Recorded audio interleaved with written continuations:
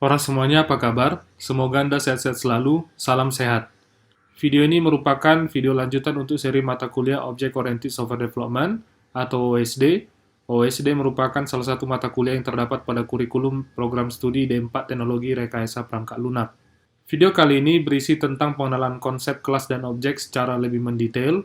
Anda akan diberikan juga pengetahuan tentang bagaimana implementasinya dapat dilakukan pada bahasa pemrograman Java. Objektif materi yang akan dicapai melalui pembelajaran video kali ini adalah mahasiswa memahami dan mengenal konsep kelas dan objek lebih mendetail lagi. Jika terdapat pertanyaan seputar materi ini, Anda dapat menyampaikan komentar pada bagian bawah video YouTube ini. Sekilas balik tentang paradigma OO. Jadi pada saat Anda hendak membangun sebuah perangkat lunak, yang Anda lakukan pada dasarnya adalah mengidentifikasi objek yang menjadi struktur pembentuk perangkat lunak tersebut. Ingat bahwa objek merupakan inti dari paradigma ini. Nah, objek merupakan representasi dari semua yang Anda perlu modelkan di dalam sebuah program. Pada dasarnya, objek adalah komponen perangkat lunak. Hal mendasar yang dilakukan dalam paradigma ini adalah mengidentifikasi semua objek yang terdapat pada sistem. Caranya adalah dengan melihat unit-unit yang di dalamnya terdapat atribut dan perilaku yang mewakili konsep objek tersebut. Nanti kita akan lihat lebih detail tentang ini pada konsep enkapsulasi. Setelah objeknya sudah dikonstruksi, maka terjadi interaksi antar objek yang pada dasarnya adalah cara untuk komponen-komponen tersebut dapat mencapai tujuan dari perangkat lunak tersebut. Fungsionalitas perangkat lunak tercapai dengan interaksi antar objek yang saling berkaitan.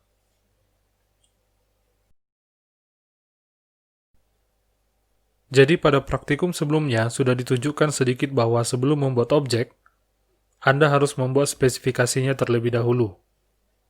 Semacam blueprint atau cetak biru untuk nantinya informasi yang terdapat di dalamnya digunakan untuk membangun objek. Nah, spesifikasi tersebut dideklarasikan melalui pembuatan kelas. Untuk pembuatan kelas, Anda harus memahami konsep enkapsulasi. Enkapsulasi merupakan mekanisme yang membungkus data dan kode yang digunakan untuk memanipulasi data tersebut. Dengan konsep ini, Anda memahami bahwa data dan fungsi yang terkait dengan data tersebut dibungkus ke dalam satu unit yang kita kenal dengan kelas. Anda bisa juga memahami enkapsulasi tersebut adalah mekanisme yang mencegah pengaksesan data dan kode di dalam kelas oleh dunia luar secara sembarangan. Seperti pada obat kapsul, terdapat lapisan yang melindungi isi obat di dalamnya. Lapisan tersebut secara konseptual dipahami sebagai kelas, dan isinya adalah data atau kode program lainnya. Kelas sebagai pengikat dan pembungkus konsep yang terkait atau yang menyatukan data dan fungsi yang memanipulasinya. Ya, saya tahu abstrak sekali penjelasan ini. Tapi sering waktu, khususnya setelah Anda belajar tentang desain pattern, Anda akan lebih memahami konsep ini. Seperti objek, kelas terdiri dari bagian utama, yaitu properti dan metode. Pada prinsipnya, properti dan metode yang dideklarasikan pada kelas inilah yang nantinya menjadi atribut yang dimiliki oleh objek. Nilai properti atau atribut atau variabel tersebut nantinya yang membedakan objek. Untuk memudahkan proses analisis dan kemudian deklarasi atribut dan metode, terdapat guideline sederhana yang bisa Anda ikuti. Atribut atau properti atau sering juga disebut sebagai karakteristik sebuah objek pada dasarnya merupakan variabel. Variabel ini dapat memiliki value atau nilai yang menyatakan kondisi atau state dari si objek tersebut. Variabel biasanya direkomendasikan untuk dideklarasikan dengan menggunakan kata benda seperti nama, umur, nomor KTP, tanggal, atau kata sifat seperti is exist, is available, dan sebagainya. Sementara metode, atau sering juga disebut sebagai perilaku sebuah objek, diimplementasikan sebagai sebuah fungsi di dalam kelas dan biasanya direkomendasikan untuk dideklarasikan menggunakan kata kerja seperti menggambar, mengecek autentikasi, atau kata sifat seperti is data exist, is connection available, dan sebagainya. Untuk pemahaman lebih lanjut, berikut saya berikan contoh sebuah kelas. Terdapat sebuah kelas dengan nama mahasiswa. Kelas ini memiliki properti yang mewakili identitas dari mahasiswa tersebut, seperti nomor induk mahasiswa, nama, jenis kelamin, umur, dan alamat. Sementara metode yang dimilikinya adalah belajar dan mengerjakan tugas. Pada kode programnya, metode belajar ini dapat dideklarasikan untuk mendeskripsikan bagaimana cara si mahasiswa tersebut melakukannya. Begitu juga dengan metode mengerjakan tugas. Nah, sekarang jika ditanya, apakah kelas sama dengan objek? Anda seharusnya sudah tahu jawabannya sekarang. Minimal sudah bisa menebak-nebak. Jadi, kelas itu tidak sama dengan objek. Kenapa? Kita tunggu penjelasan berikutnya. Kelas dan objek tidak sama karena objek merupakan hasil konstruksi atau pengejawantahan dari sebuah kelas. Proses konstruksi tersebut sering disebut juga sebagai instansiasi. Jadi kelas pada dasarnya merupakan spesifikasi dari objek. Kelas berisi definisi atribut dan metode yang akan dimiliki oleh sebuah objek ketika sudah diinstansiasi. Objek merupakan produk hasil konstruksinya. Pada praktiknya, istilah objek dan instans dapat digunakan untuk merujuk pada hal yang sama. Jadi bisa ditukar-tukar dalam penggunaannya. Masih bingung? Kalau bingung, mari kita lihat ilustrasi berikut ini. Tadi sudah disebutkan bahwa kelas sering disebut juga sebagai blueprint atau cetakan. Jadi untuk menganalogikan kelas dan objek, saya menggunakan cetakan kue kering ini sebagai ilustrasinya. Anda pasti sudah pernah melihat atau setidaknya tahu bahwa alat untuk membuat kue kering itu memiliki bermacam-macam cetakan, yang dengan spesifikasinya masing-masing, misalnya bentuk atau ukuran kue. Cetakan itu sama dengan kelas pada konsep OO. Keduanya adalah spesifikasi dari objek yang nantinya akan dikonstruksi atau diinstansiasi. Pada saat instansiasi atau konstruksi kuenya, maka akan dibentuk kue-kue kering yang dibuat sesuai dengan spesifikasi cetakan. Oh ya, cetakan itu tidak bisa Anda makan, hanya kue hasil konstruksinya yang nanti dapat Anda makan. Pada program juga seperti itu, yang akan Anda interaksikan untuk mencapai tujuan atau fitur perangkat lunak tersebut adalah objeknya. Untuk mengkonstruksi objek dari kelas, itu nantinya dilakukan oleh GRE. Berikut saya berikan contoh kelas dan objek pada studi kasus rumah sakit. Sebuah kelas dengan nama pasien dideklarasikan untuk memiliki atribut antara lain nomor medical record, NIC, nama, jenis kelamin, umur, dan alamat. Sementara untuk metode, pasien memiliki dua buah, yaitu makan dan info diri. Terdapat 4 objek sebagai hasil instansiasi kelas ini.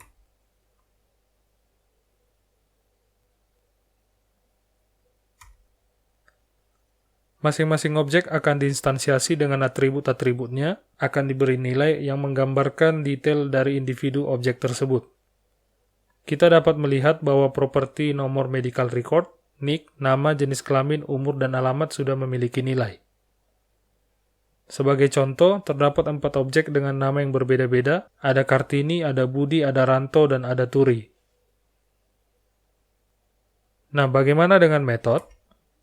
Masing-masing objek akan memiliki metode yang sesuai dengan spesifikasi yang ditentukan pada kelas pasien. Masing-masing akan memiliki metode yang diberi nama makan dan info diri.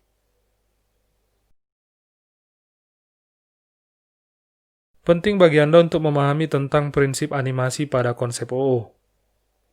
Seperti yang kita ketahui bersama bahwa dalam kehidupan nyata benda mati tidak dapat melakukan apapun. Benda mati tersebut bisa saja memiliki atribut seperti nama, warna atau ukuran, tapi tidak dapat berperilaku seperti makhluk hidup. Contohnya, pintu tidak dapat bergerak, hanya bisa berpindah karena campur tangan makhluk hidup seperti manusia. Atau penjualan, yang walaupun merupakan kata benda, tapi pada dunia nyata, benda intangible ini hanya untuk menyimpan data, tidak dapat melakukan kalkulasi sendiri. Nah, ketika bekerja dengan konsep OO, semua objek walaupun pada dunia nyata merupakan benda mati, tapi dalam dunia OO maka objek-objek tersebut menjadi hidup. Mirip dengan film animasi, objek-objek bisa dibuat bergerak, bisa melakukan sesuatu walaupun objek tersebut merupakan benda mati. Nanti pada saat Anda mulai mengimplementasikan konsep OO pada pekerjaan Anda, pola pikirnya harap diubah, bahwa benda mati juga dapat memiliki metode. Sesuatu yang dapat dilakukan walaupun dalam dunia nyata, benda tersebut merupakan benda mati. Hal ini akan lebih banyak lagi dibahas pada topik desain pattern, misalnya prinsip information expert pada konsep grasp. Setelah membahas secara mendalam tentang kelas dan objek pada bagian sebelumnya, berikut kita lihat apa itu properti yang dimiliki oleh kelas. Jadi properti itu sering juga disebut sebagai atribut, field, variabel, karakteristik. Penggunaan istilah ini bisa saling digantikan satu sama lain dan mengarah pada konsep yang sama. Properti merepresentasikan data atau state dari sebuah objek, dan bisa membedakan satu objek dengan objek lainnya karena nilainya bisa berbeda untuk masing-masing. Dapat memiliki akses modifier atau visibility seperti public, protected, atau private. Visibility ini terkait ruang lingkup pengaksesan yang diperbolehkan untuk properti tersebut. Sementara untuk metode, penjelasannya adalah sebagai berikut. Metode sering juga disebut sebagai perilaku atau behavior, dan pada dasarnya implementasinya sama dengan pembuatan sebuah fungsi. Jika properti mewakili data yang dimiliki objek, maka metode merepresentasikan pekerjaan yang dapat dilakukan oleh sebuah objek. Anda dapat melihat bahwa komunikasi antar objek pada prinsipnya dilakukan dengan cara memanggil metode yang dimiliki oleh objek lain. Ketika dibutuhkan, data tertentu dapat dilewatkan pada saat pemanggilan metode, ditangani oleh parameter dari metode tersebut. Dalam implementasinya, metode hanya memiliki satu buah return value.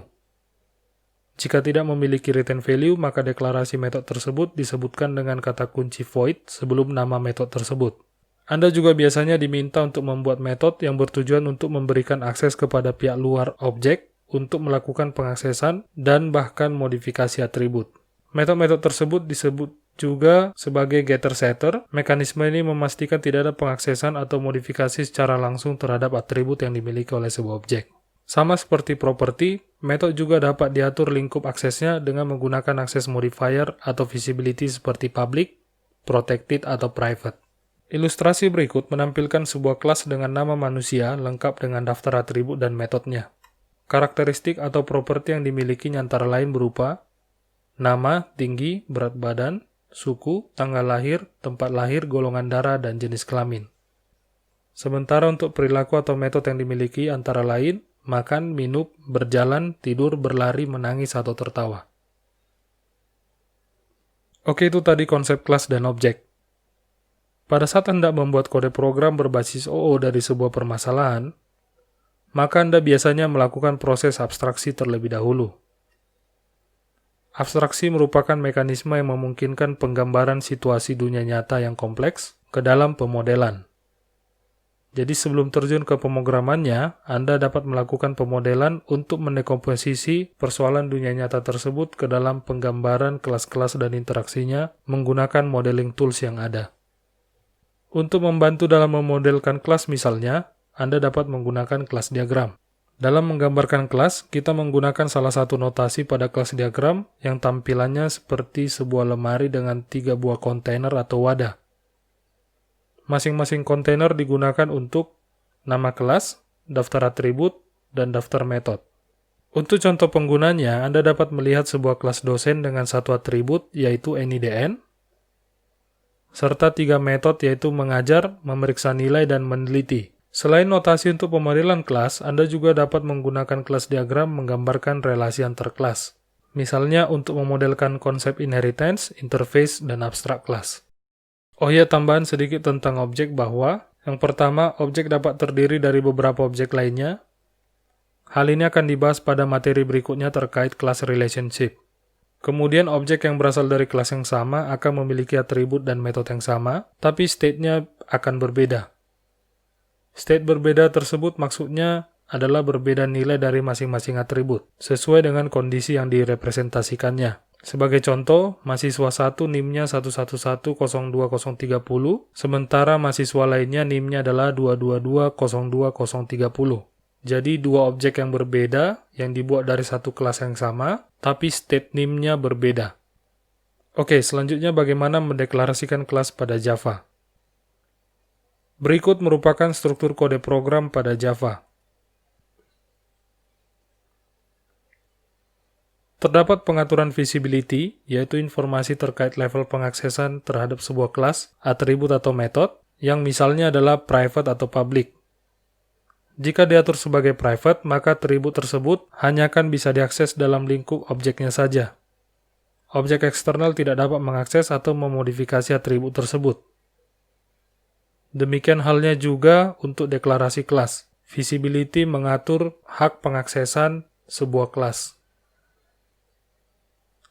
Kemudian, kata kunci kelas digunakan ketika mendeklarasikan sebuah kelas. Kata kunci tersebut diikuti dengan nama kelas, dan nama kelas harus sama dengan nama file tempat kelas tersebut dideklarasikan. Dalam deklarasinya, kelas dapat mengekstend hanya satu superkelas. Untuk konsep ini akan banyak dibahas pada materi hubungan antar kelas. Selain itu, kelas dapat mengimplementasi satu atau lebih interface dalam sebuah deklarasi. Tentang ini juga akan dibahas pada materi interface. Anda perhatikan bahwa di dalam kelas Anda dapat mendefinisikan atribut dan metode yang dimilikinya, termasuk metode khusus yang disebut juga sebagai konstruktor. Metode ini ditandai dengan namanya yang sama dengan nama kelasnya. Tentang ini akan dibahas lebih lanjut pada bagian berikut video ini. Oke, selanjutnya bagaimana mengkonstruksi sebuah objek dari kelas pada Java. Jadi, instansiasi merupakan istilah yang menggambarkan mekanisme untuk menciptakan sebuah objek dari sebuah kelas. Proses ini dilakukan dengan menggunakan kata kunci new pada Java. Coba perhatikan contoh berikut ini.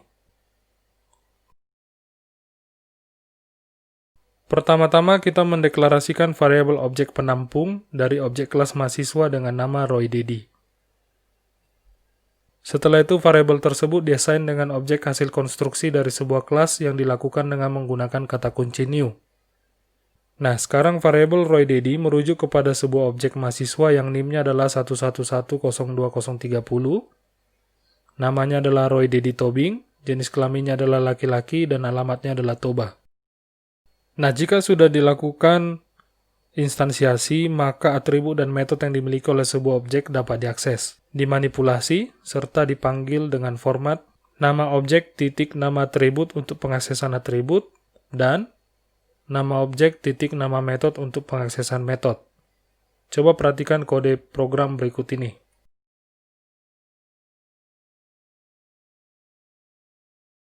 Setelah dilakukan instansiasi, maka Anda dapat melakukan manipulasi atribut dan pemanggilan metode. Jadi, Anda harus membuat objeknya terlebih dahulu, baru kemudian dapat mengakses atribut dan metodenya. Berikut ini diberikan contoh yang lebih lengkap lainnya. Silakan Anda nanti mencoba kode program ini pada jam praktikum. Anda lihat deklarasi sebuah kelas bernama doc, kemudian sebuah doc diinstansiasi dengan nama Cica. Setelah instansiasi, dilakukan pemanggilan metode menggonggong yang dimiliki oleh kelas doc tersebut. Coba lihat dan amati hasilnya. Oke, sekarang saya berikan contoh instansiasi 3 doc baru, tapi dengan ukuran, jenis, dan nama yang berbeda-beda setelah proses instansiasi. Nah, bagaimana mungkin ada 3 kondisi untuk proses instansiasi doc seperti ini? Pada saat deklarasi kelas, Anda dapat membuat satu atau lebih konstruktor yang pada dasarnya merupakan metode dengan tipe khusus yang dijalankan untuk menginisialisasi atribut dari objek, metode yang dipanggil pada saat penciptaan objek. Jadi pada kasus 3 doc tadi dilakukan pengaturan nama, ukuran, dan jenis pada saat penciptaan objeknya dengan menggunakan bantuan konstruktor. Aturan dalam pembuatan konstruktor adalah yang pertama, namanya harus sama dengan nama kelasnya. Yang kedua, tidak memiliki return value dan tidak dituliskan secara eksplisit. Dan yang ketiga adalah Anda dapat memiliki lebih dari satu konstruktor. Terdapat 2 jenis konstruktor. Coba Anda perhatikan kode program berikut ini. Di sini Anda bisa melihat bahwa ada konstruktor tanpa parameter dan konstruktor dengan parameter. Secara default, sebuah kelas memiliki satu buah konstruktor tanpa parameter yang langsung dibuat oleh sistem walaupun tidak dideklarasikan secara gamblang. Oke, lanjut. Terdapat kondisi di mana sebuah atribut atau sebuah metode dibutuhkan untuk diakses tanpa melalui objeknya. Hal ini dimungkinkan karena kelas diperbolehkan memiliki atribut kelas atau metode kelas yang dapat diakses tanpa instansiasi. Atribut dan metode tersebut harus dideklarasikan dengan menggunakan kata kunci static. Anda tidak perlu instansiasi untuk memanipulasi atribut atau memanggil metode, tapi langsung dengan menggunakan nama kelasnya pada proses tersebut. Coba perhatikan contoh pada bagian video ini. Anda diminta untuk menelusuri dan mengimplementasikan kode program tersebut, kemudian menjawab kenapa jumlah doc-nya sama dengan 3. Hal ini terkait dengan penggunaan static atribut dan static method pada sebuah kelas. Baik, kesimpulan materi pada video kali ini adalah, yang pertama, kelas berisi definisi dari objek, sementara objek merupakan hasil konstruksi dari kelas tersebut. Pada Java, konsep kelas dan objek dapat Anda implementasikan dengan beberapa kebutuhan implementasi yang dapat Anda terapkan sesuai kebutuhan. Jika terdapat pertanyaan seputar materi ini, Anda diharapkan untuk mengeksplorasi terlebih dahulu. Kemudian, kalau Anda sudah mentok terkait eksplorasi, Anda bisa menanyakan kepada tim pengajar. Kemampuan untuk mengeksplorasi solusi menjadi bagian yang harus Anda latih sebelum memasuki dunia industri nantinya. Demikian materi video kali ini, semoga bermanfaat bagi Anda. Terima kasih untuk waktu yang sudah diberikan untuk menonton video ini. Saya berharap Anda semakin mantap dalam belajar pengembangan perangkat lunak berbasis objek. Kuncinya latihan, latihan, dan latihan. Sampai jumpa pada video berikutnya. Horas, horas, horas.